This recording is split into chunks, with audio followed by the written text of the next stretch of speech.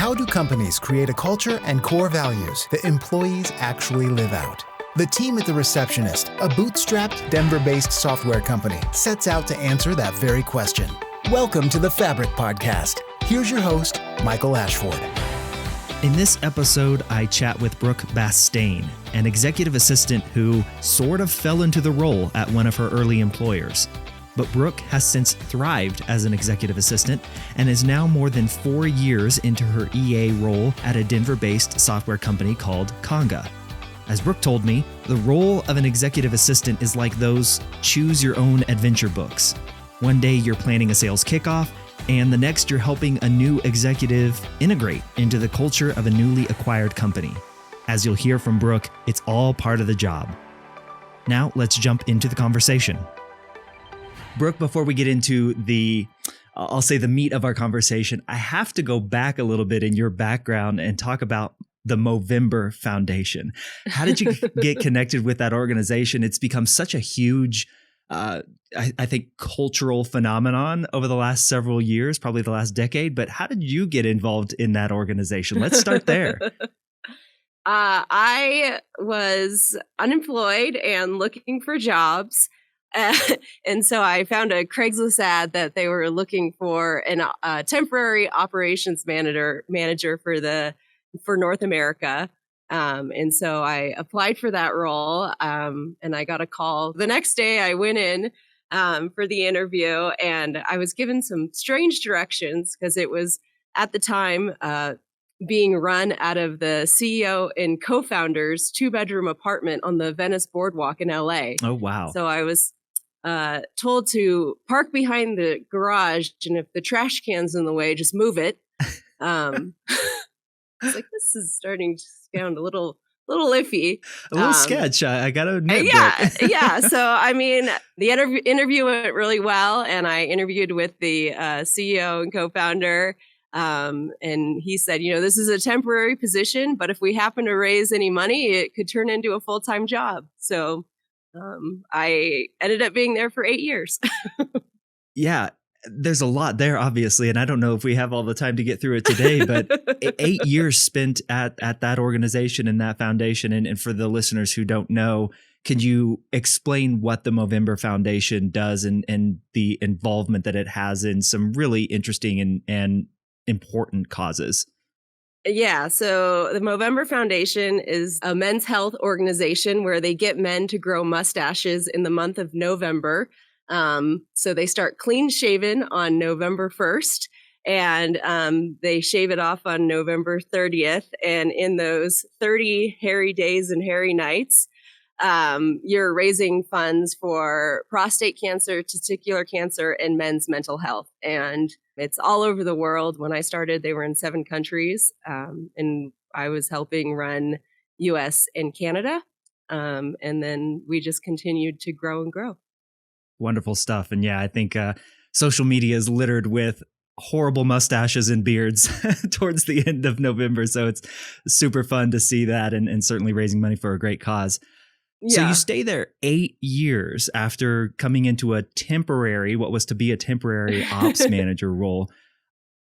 Brooke, walk me through then how you come to be and find yourself in the role that you're at now, which is in the executive assistant space. I remember from our previous conversation that we didn't record this, but you had mentioned that, it was kind of hey, this is maybe something that I fell into. Can you kind of walk me through that? Yeah. So we were very shoestring, everyone was, doing everything. His 2-bedroom apartment was the fulfillment house. It was our, communications headquarters. It was our customer support. It was everything. So after we had that successful campaign, he was heading to Australia to be with his family because November started in Australia. And he said, when I get back, I don't want this in my house. So I was tasked with the role, and I had a month to find a new office for us, which I did. And then I took over the merchandise and just started picking up more and more operation roles. But it was also working very closely with them because we were a small team of 4 people at the time. Our growth was wild. Mm-hmm. We couldn't keep up. And so he was kind of told by the board, like, hey, you need to get an executive assistant. And he said, I don't really want an executive assistant unless it's Brooke. I always said that I was sort of his net. And so kind of, coming up with the idea of Movember, you have some crazy ideas. So I would kind of help net out all of his wild ideas. And I traveled all over the world with him and just kind of learned to be an executive assistant, helping him make the Movember Foundation a global sensation. Now, I want to jump ahead a little bit to what you're doing now, and then we'll tie all of this back together in what I want to talk about, because you just mentioned the crazy growth and scale that you experienced there. You're now at a company called Conga, correct? You're based here in the Denver area where we are. You came to Conga as an executive assistant after kind of getting your feet wet with that role at the Movember Foundation. How did you know this is something that, okay, this is my career path now. This is where I want to take this. What appealed to you? It didn't. I mean, it did and didn't. Okay. So the reason I left Movember is because our CEO, he had stepped down. And so I kind of stepped down with him as well. And everyone asked, what are you going to do next? And I said, I don't know. I think I'm going to move to Denver, because I was living in Los Angeles at the time. and people said, what's in Denver? I said, I don't know. I guess I'll find out. And I didn't really know anybody, and I didn't have any leads on jobs. So I was doing some freelance work and thought, maybe I'll just work for myself, because, working for a nonprofit, you learn a lot of how to run a business on a shoestring budget. So I was doing a lot of little things. And then I finally learned, like, I don't like working for myself, and I miss working at an office. And I, miss, I kind of feel like a executive assistant is a puppeteer, and in the background, just kind of, making things run smoothly. And when I was doing it for myself, I was the face, and I didn't like that. So then I started looking for EA roles, and I ended up at Conga. And I was offered 2 executive assistant roles on the same day. One was a smaller startup that was more similar to Movember and kind of culturally and what I was used to. And then there was Conga, which was, we're a lot bigger now, but for me, it was a bigger tech company, and it's a way to get my feet wet in the tech industry. At first, I thought I should go with what I know. But then I really clicked with the CRO I had interviewed with, and being an executive assistant, it's all about the relationship you have with the person, not necessarily like, what the company does, because you work so closely with that person. And so I chose to go to Conga. Now, tell me if I have this right. You've been there 4 years. You've been through an acquisition. You've been through 7 bosses. You're on your 7th boss, I believe, is what you told me. Yeah, is that all correct? I'm not a curse. I promise. There's just lots of change that happens in tech. So true. And this show is all about how companies that are growing and scaling keep their culture tight and intact. And something you mentioned, Brooke, you said the executive assistant is kind of like the puppeteer in the background, and that's what you enjoyed and you liked. And this is where I want to take our conversation here. What is it about that role that is so vital to a company's culture, and certainly through all the change that you went through at the Movember Foundation and now at Conga that I just mentioned? What is it about the role that has its effects so spread out throughout the company? So what I love about being an executive assistant is that every day is so different, and I can have a to-do list. When I'm driving into work, I can know, like, this is what I have to get done. And if I can get half of those things done by the end of the day, it'd be amazing, because it's like a new fire you have to put out. Like, once you arrive, it's something the executive could have had to completely shift his calendar, or some big news came out with the company, and it's just constantly changing. And so I just love that. I do love planning events, and there's a lot of things I like doing, but as an executive assistant, I feel like I get to do all of those things.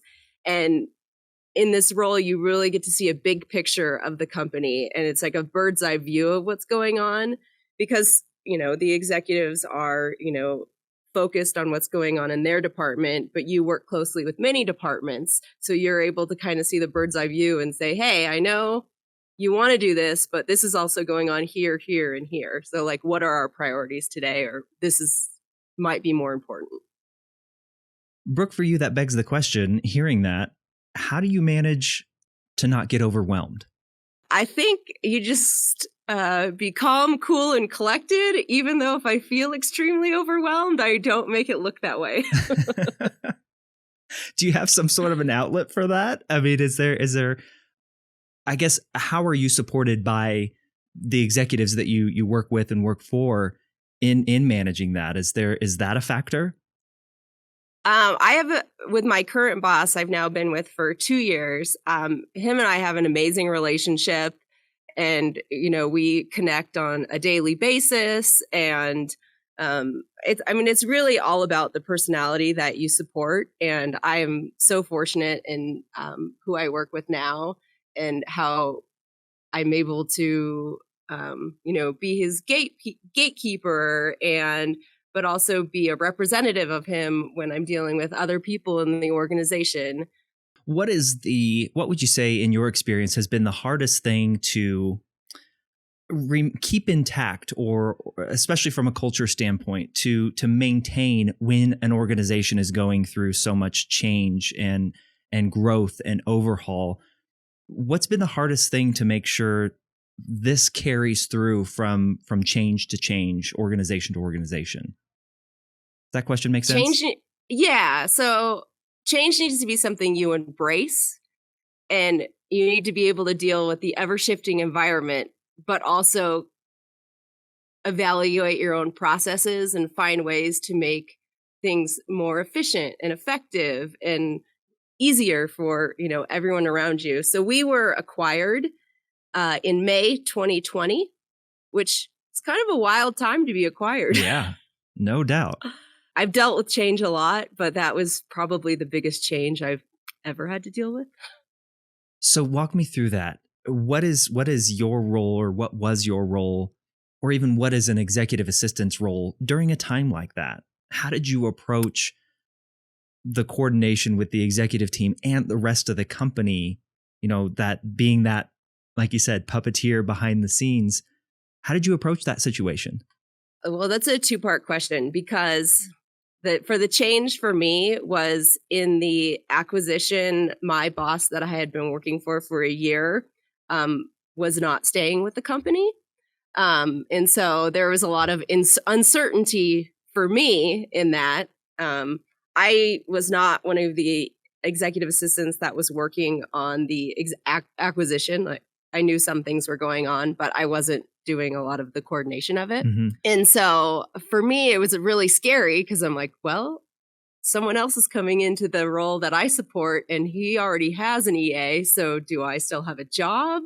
What's going on? What's going on? So that was really scary for me. But I had another amazing boss at that time that said, this is happening. I'm leaving, but, I'm doing my best to advocate for you. So that was great. Yeah. And so he connected me with the person I currently support. And I'm very fortunate for that. And then the second part of it is, once you're acquired and the announcement is made and things are going on, everyone thinks, the executive assistant knows, everything. And whether I do or not, it's really important to, not say anything, but also be empathetic to the people that are really concerned about, will I have a job? What's happening? What's going on? And then also it's the blending of the two cultures. And that's probably a lot easier to do when everyone's not working remote and finding out the information on a webinar or, a Zoom call. So I had a lot of conversations after the announcement was made and throughout as COVID restrictions loosened up. we were able to, do some happy hours and things like that. But I think it's always, like I said, being calm, cool, collected, acting like, if don't cause drama as an EA. And I think making people feel comfortable is really important. Having been through in previous companies through acquisitions before, I can fully vouch for the fact that there are just a million questions from the team every single day. I'm curious about something you also said earlier, Brooke. You talked about how really you can a lot of times make the role your own. And for you and your experience, what are the things that you look to do when you step into an EA role, when you step into perhaps working with a new executive and you're supporting them in making that role your own, as you said? What are the things that you look to do that other folks who may be looking to get into an EA type of role might want to consider or look for? Well, I've been fortunate to work with executive leadership teams that value the role of an EA and have enabled me to be meaningful and being able to contribute to helping, everything in a time of change or just in general. And so I'm always looking for the holes in a company. So whether it's a small company and there's a lot of holes that need to be filled, or it's a big company and you can just see where, things are falling apart a bit, and I know what were my strengths and I know what my weaknesses are. So when I see something that there's a problem and it's one of my strengths, I'm the first person to put my hand up and say, hey, can I try? Hey, what about this? And that's what I love about the role of an executive assistant. And there's many types of executive assistants. Some just are happy scheduling and saying yes and, doing what they're told. I am not that person. I am the one that says, like, are you sure that's a good idea? And my CEO at Movember, what he taught me was, like, what you say no to is what defines you. And so I'm always setting my boundaries of, like, what I'm willing to do and what I'm not willing to do, because I think sometimes in the role of an EA, you can be, taken advantage of if you're not working for the right person. And I think often executives that haven't had an EA before, they don't know how to use one. So it's like, oh, can you make this copy for me? Can you, do this? And, I have no problems doing any of the, menial tasks. But I think they often they don't realize what an amazing resource an executive assistant can be. And it can be, their partner. Like, I feel it's my job to make that person look as good as possible all the time.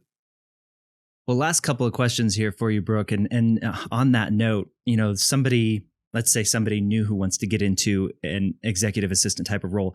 What you just mentioned, and I loved that line, what you say no to is what defines you.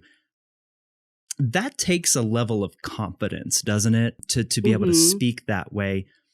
What advice would you give to other EAs who maybe don't feel that confident or perhaps are working in a situation where they don't feel they have the ear of their executive in that way? What advice would you give to them that you maybe want to impart? I mean, it starts in the beginning of, like, who you're choosing to support. And so that's what I looked for. But like I said, I'm on boss number 7, so I didn't get to choose them all. When I was first assigned to somebody, it's really important to have, a 30 to 45 minute sit down and being like, these are my strengths. These are my weaknesses. This is how I work as an EA, and I will speak up.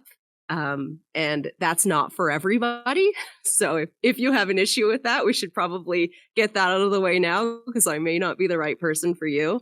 But it really is all about confidence, and it is about going in and believing in yourself. And if you're not able to stand up to the person you're supporting, like, you might not be the right person for that role, because they need someone that will, be their ear and listen to them, because, C-suites are surrounded by yes people. And when you're in the inner circle, you need to be able to say to them, like, no, this isn't a good idea, or like, yes, you should do this. And like, it's also your part to push them in who they are, because they're not always 100% confident in, the decisions they're making. So it's, being supportive and pushing them, and just being that right-hand man, woman.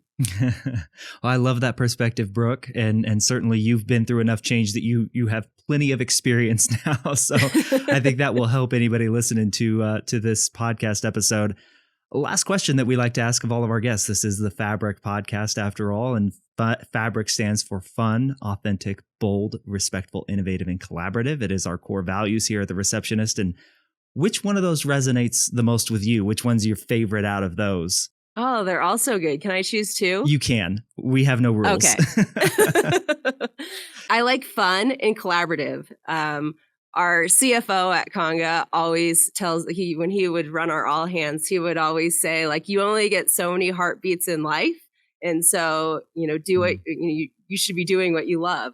And so with the fun, value, it's like, if you don't enjoy going to work and if you don't enjoy what you're doing, you're only given so many heartbeats. So I always like to keep things fun, even in the tech world. The messy times in the tech space. Yeah, exactly. Yeah. And then collaborative is, that's what this role is all about. It's about building relationships with the other executive assistants and other departments and your executive. And if you just sit in your own silo, you're not able to see that big picture. So, and doing things by yourself just isn't that fun.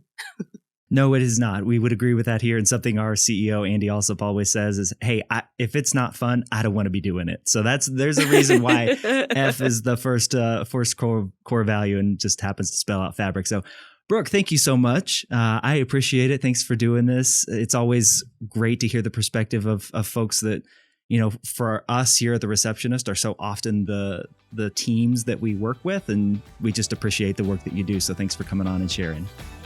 Great. Thank you for having me. Thank you so much for listening to this episode of the Fabric podcast.